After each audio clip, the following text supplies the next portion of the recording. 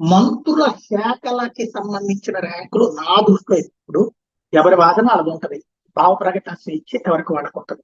నా ఉద్దేశం అయితే మంత్రులకి ఆ ర్యాంకింగ్లు ఇవ్వడం తప్పు అంటున్నాను. విమర్శించే వాళ్ళు ఉండొచ్చు, ఎవరి అభిప్రాయం వాళ్ళది. ఎందుకంటే చంద్రబాబు గారు 6వ స్థానంలో ఏంటి, లోకేష్ 8వ స్థానం ఏంటి, పవన్ కళ్యాణ్ 10వ స్థానం ఏంటి. లోకేష్ వాట్సాప్ లో వచ్చే వాటికి కూడా స్పందిస్తాడు. అట్లాగే ఏదైతే దాన్ని ఏమంటారు, సోషల్ మీడియా ప్లాట్ఫారాల మీద ఆయనకు వచ్చేదానికి కూడా స్పందిస్తాడు, వెంటనే యాక్షన్ తీసుకుంటాడు.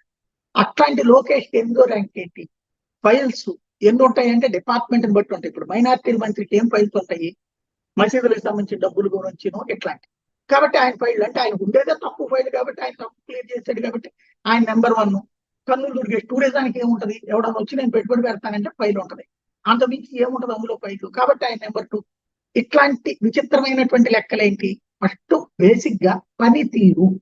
ఇవాళ వ్యవసాయదారులందరికీ డబ్బులు కావాలా, వచ్చినాయా లేదా, ఆ లోపం ఎవరిది, అచ్చెన్నాయుడు అందామా, లేదు.